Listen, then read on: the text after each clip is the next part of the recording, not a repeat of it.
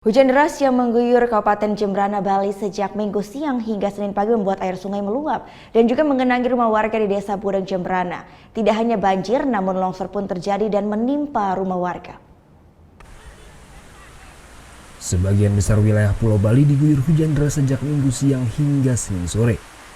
Tingginya curah hujan ini membuat debit air di sejumlah sungai di Jembrana, Bali meningkat.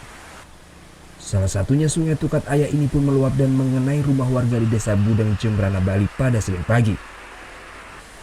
Meluapnya air sungai tersebut membuat saluran irigasi tidak mampu menampung debit air yang cukup besar.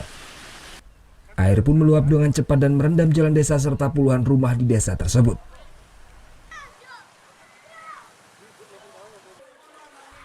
Bahkan salah satu kantor LPD desa ini terendam banjir. Menurut salah satu pegawainya, mengaku banjir memang kerap terjadi jika curah hujan turun sangat tinggi. Diduga penyebab terjadinya banjir ini dikarenakan penyempitannya saluran irigasi.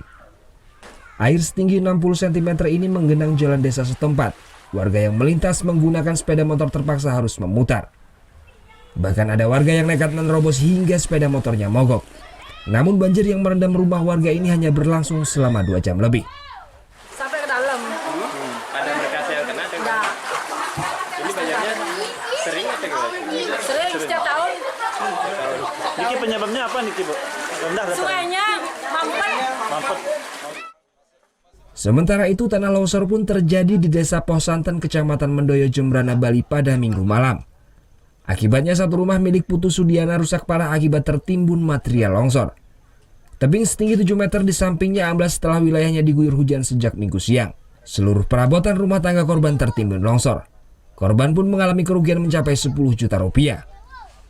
Kini Sudiana bersama keluarganya pun mengungsi di rumah sanak saudaranya yang tak jauh dari lokasi longsor. Memasuki musim penghujan hingga Januari mendatang, warga pun diminta selalu waspada terhadap peristiwa tanah longsor maupun banjir yang sering terjadi di beberapa titik di Kabupaten Jembrana, Bali. Putu Wijana melaporkan untuk NET.